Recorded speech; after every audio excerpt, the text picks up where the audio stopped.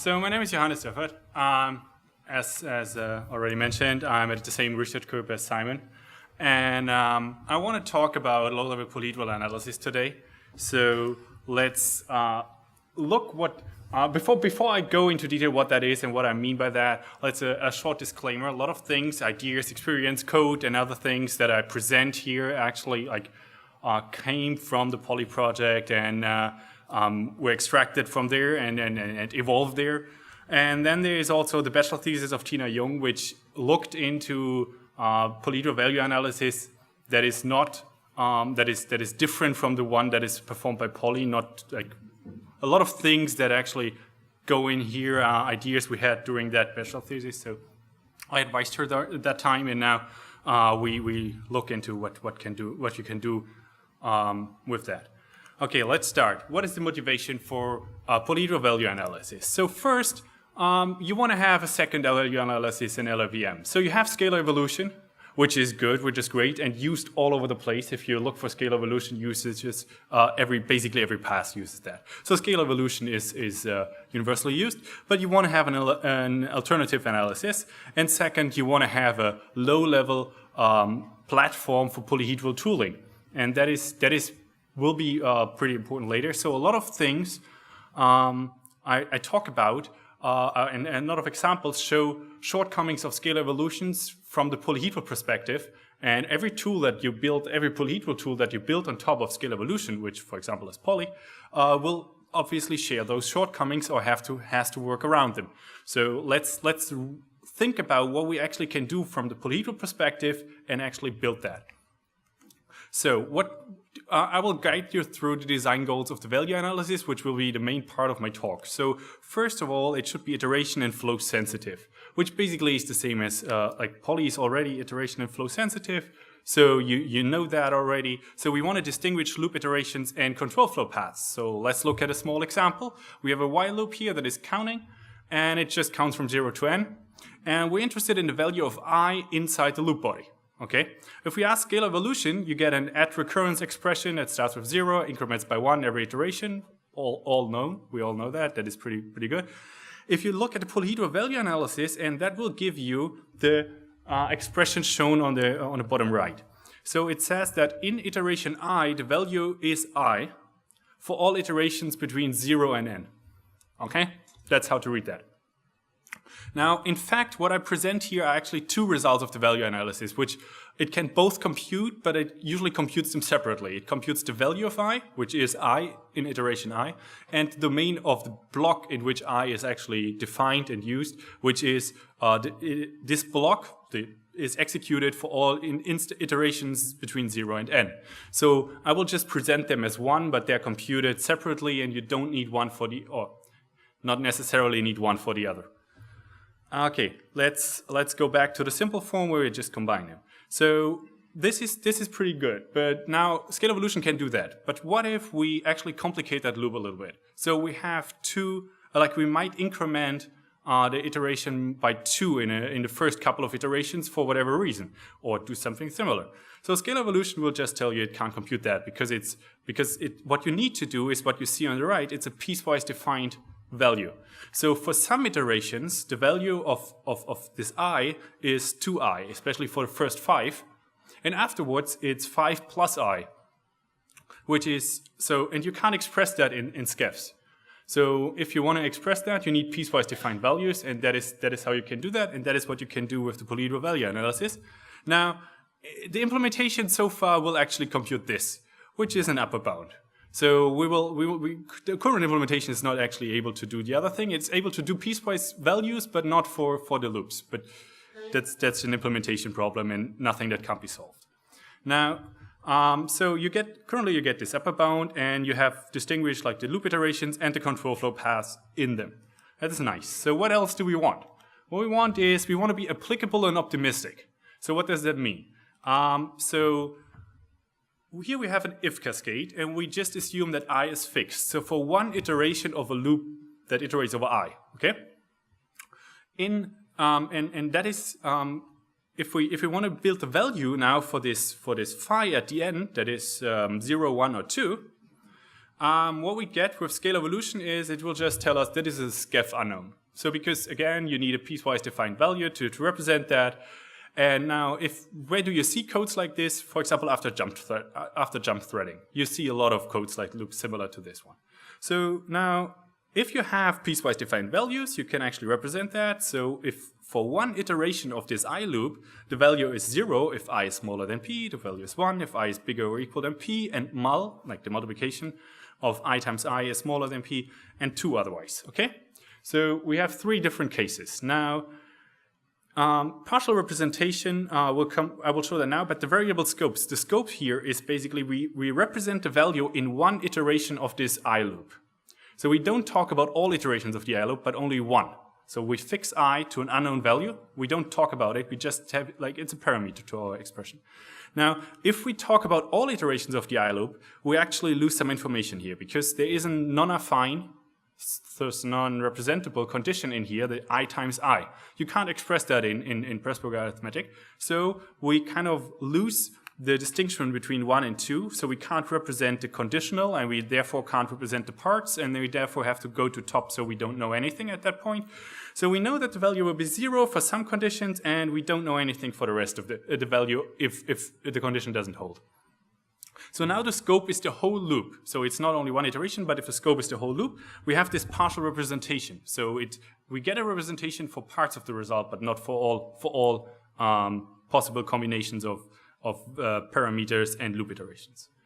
Now, if we, for example, have 1 in both cases, so we can actually represent everything again. So now, and that would actually happen. So while we don't know which branch is taken, the end result is the same. So we should be optimistic here and actually make it possible to get this now precise value for the x again. Even though there are some non-affine things in between that might screw stuff up, it still is that exact value. So we should be able to get that. Now, we have 2 more design goals in mind, or I had 2 design goals in mind, which one was demand-driven and caching. So polyhedral analysis in general will be expensive. It's just some of the operations are just exponential, and then it is expensive. That's it. So you have to actually apply it with caution, and you should not recompute stuff that you already computed. So what we do is we only analyze values and domains like basic block iteration spaces in the given scope. So if you're interested in the value in a certain loop, then we don't look at anything outside that loop. And so on and so forth. And we only analyze necessary values. So we actually look at everything we need to look at, but nothing more, which helps you a lot. And we cache based on LLVM values and LLVM loops. The good thing about this is you can easily lift that to inter-procedural analysis at some point, because the loop is the scope in which you analyze something, and for an inter-procedural analysis, the only scope you're interested in is the whole function, which is a null-pointer scope. So the only thing you're left in your cache and everything else, everything you're referencing is LLVM values, which are valid inter-procedurally, so you're good. So you don't even need to change anything that you have, which is different for example, SCEF. So to use SCEFs inter-procedurally, believe me, it's not that nice. So you can actually lift that to inter-procedural analysis easily later. So that is one benefit here. Now let me talk about the last design goal I had in mind, which is the API. So polyhedral analysis sounds scary, and it probably is. But I want people to actually use this at some point soonish.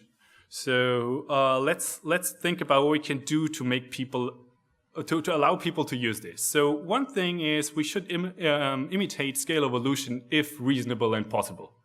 So instead of a SCEF, we have a polyhedral expression text, and you can ask basically the same questions if that is reasonable to some degree. Some questions can't be answered in any, you can't just copy the whole interface. It's not going to work, but you can copy quite a bit.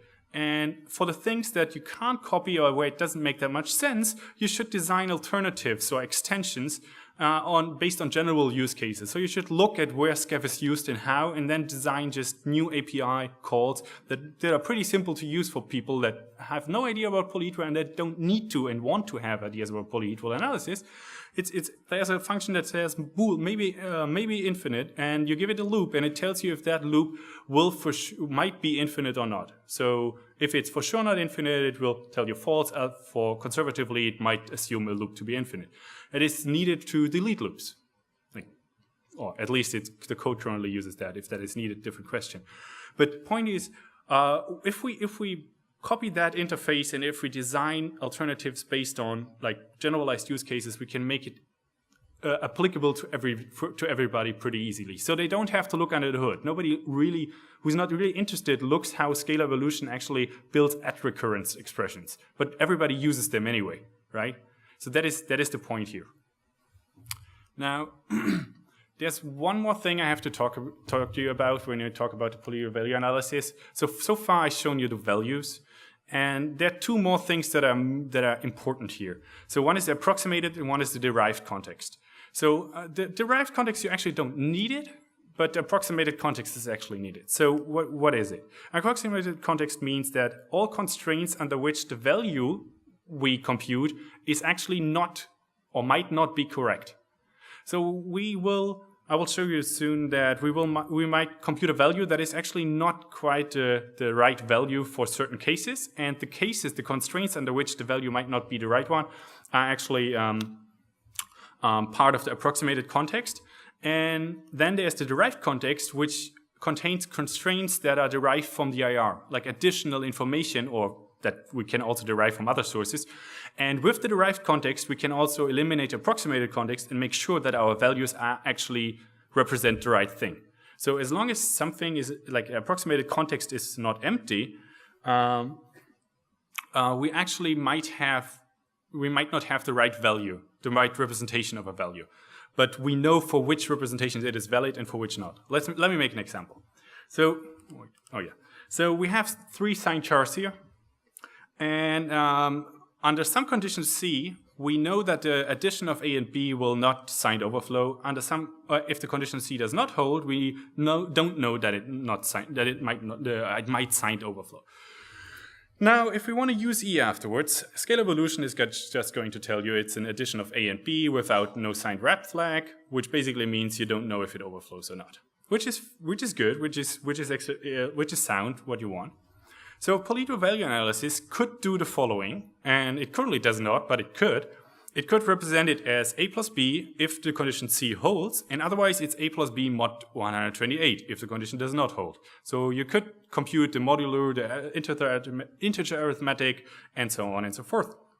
It's all contained. However, that is even costlier than what I presented earlier so far. So you might get higher compile time if you do this. So you might want to opt out of it and use different techniques. So what you could think of as an alternative is, as I said earlier, we could use partial representation. We could just say, okay, we only know for the case that C is true the actual value of this X. Otherwise, we just don't know the value. So we could completely opt out. We could say, okay, this is just not something we don't know, which is obviously not a good thing, because then no signed rep is not always present, and we would lose a lot of information, and we can't represent much. So what we could do is we could just say, okay, it is A plus B, but under the condition that, but it's not the correct representation under the condition that C does not hold and A plus B actually does overflow. So we kind of record under the conditions under which things are not, things do not represent the actual value.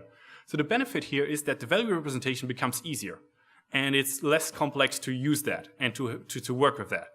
Obviously, the approximated context has to be, you have to use that all the time. You have to look up things if you want to derive information, and you have to combine that if you combine X to somewhere, and so on and so forth. So it has pros and cons here, and we have to figure out how to do that.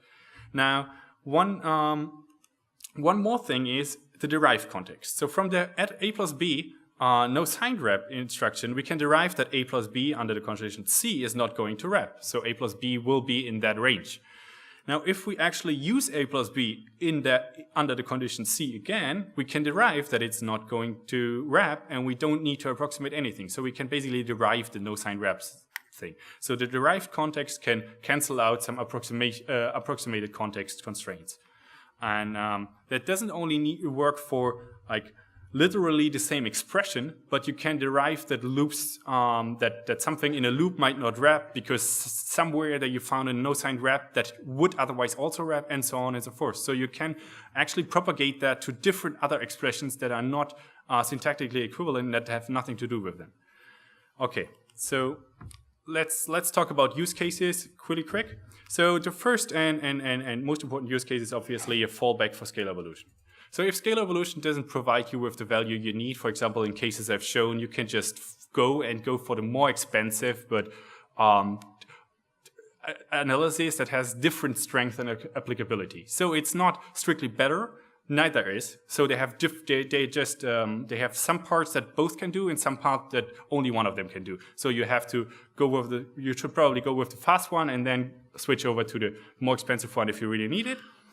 You can do symbolic domain description for CFG parts. So when is a block executed? How often is a block executed? And so on and so forth, which you can do for any block. So it can be in loops, and you can express that in loop iterations, in outer loop iterations, and so on and so forth. So which gives you better cost, or which allows for better cost analysis, for example, for inlining or parallelization.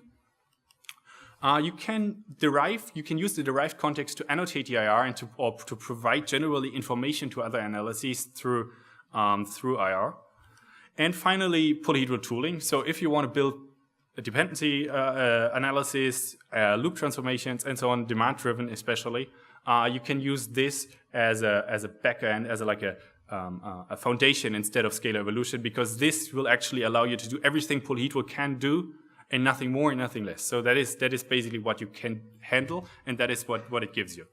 Now, there are some primary results. So let me just show the both. I've just run two Spec 2006 benchmarks. So you get a compile time increase currently with the current prototype for value analysis of when you compute all loop trip counts, or when you try to compute all loop trip counts with the value analysis, you get 22 or 14% compile time increase.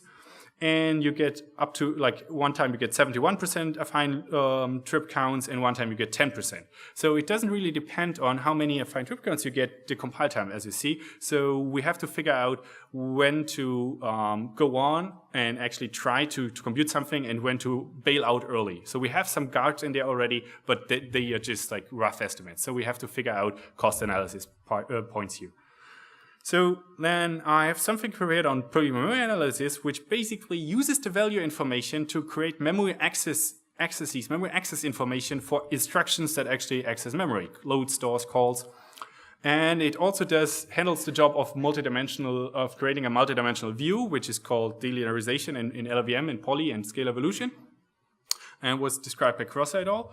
So, and it allows you to compute access summaries for functions, for loops, and so on. And you can use those access summaries for dependency analysis, for alias checks, and so forth. So, let me skip. So basically, let me skip that, and let me just do that. So if you have a loop, and you have on the right side you have the IR, and if you just compute a value result for x, you get this a plus mul plus j.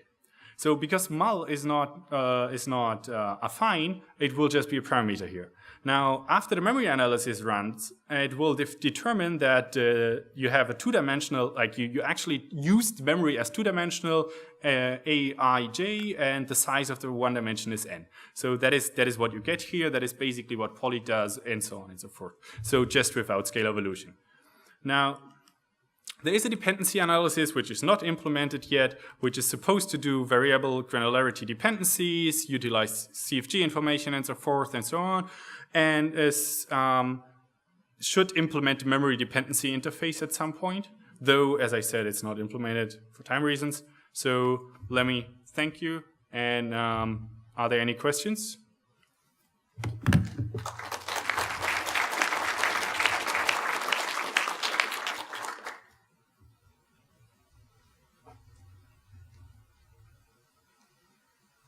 Yeah. Okay, so you had the few examples about, the time complexity increases and things like that, right? What I'm interested in is what you didn't show. So what if you apply this technique for the rest of the spec applications? What's going to happen? So these two spec applications, I kind of chose them. I didn't choose them really by random. So I didn't have time to run all of them. So I just ran spec 2006 floating point. And then I took the two that did not crash at any point in between. So that is how I came up with those two. So okay. Now I ran it for all loops. Like I computed all loop trip counts, and those are the numbers I got. I also ran it for all instructions. So I built the polyhedral value representation for all instructions, and I built it for all domains. What is the domain for every block? So and it didn't crash for any of those. That's the point. So for loops, more would have worked. And I have the numbers, but I can't tell them you by heart. But generally, if you run Polyhedral Value Analysis on every instruction, you will look at an increase for about, I guess, 50% compile time currently, as the prototype is right now. But it's hard to interpret something into those numbers, because if you change, it might be that there's only one case where our heuristic doesn't bail out early enough and spends a lot of time before it actually bails out in the next step. So we have to predict how costly something is early on, and that's currently not really done. So at some point we check, but only sporadically. And if we miss one location and we didn't check early enough, you will get a lot of compile time increase, and that is easy to debug and easy to see. But yeah, my numbers, I haven't tuned anything in that direction. So it's just, yeah, I just wanted to give you some idea of what is the current state. Hey, Johannes, so what was the percentage for the loops? Is it more loops from SCAV or? Oh no. So how many compared to SCAV? How many trip count you were able to discover? So for LLVM spec, like the comparison is also, I did the comparison. Polyhedral value analysis, as I said, can compute things in a scope. So, and I actually said only function scopes. I only counted function scopes, which means that if I get the trip count based on one iteration of an outer loop, I didn't count that. And I counted that kind of for SCAF anyway. Now, SCAF for LLVM gets all loops. For NumD, I'm not all of them, but significantly more. And the only thing I noticed was there is a time it tool. If you run LNT, there's a time it tool that has apparently a couple of loops that spec can't determine the trip count of, but the polyhedral value analysis could. I think 8 of them. So that is the only thing, the funny thing I noticed. But for those benchmarks, no, these are not added. These are just general numbers from like how many of the loops that we tracked have affine trip counts with the current implementation. And then, do you handle unsigned type with the modulo and all, or you don't have that? That is handled in the approximated context. So we currently only have, like as Poly, we use signed representation for everything and use approximated context for some cases. We should be able to do either or. It's just hard to mix them. So if you define for one, like you basically could add a type to a PEX and say this is an unsigned value or a signed value. And then if you use it in a different, like in a signed way, an unsigned value, or the other way around, you have to do the approximation modulo or the approximated context and so on. And then you would save a lot when you have unsigned values. True? And if you only use them as unsigned values, then all would be good. So we could kind of fix one of them, and then only if you convert it, you have to do something. But that's not implemented. Currently, everything is just converted initially to signed, and then the approximated context is used to record assumptions we made to make that actually a valid conversion. Yeah. All right. So following up with the previous research topic, so I'm interested in good and practically usable good dependence analysis. So please keep me posted on your future work. Oh yeah, I will. I will tell Simon about it. Okay. Yeah. Thank you.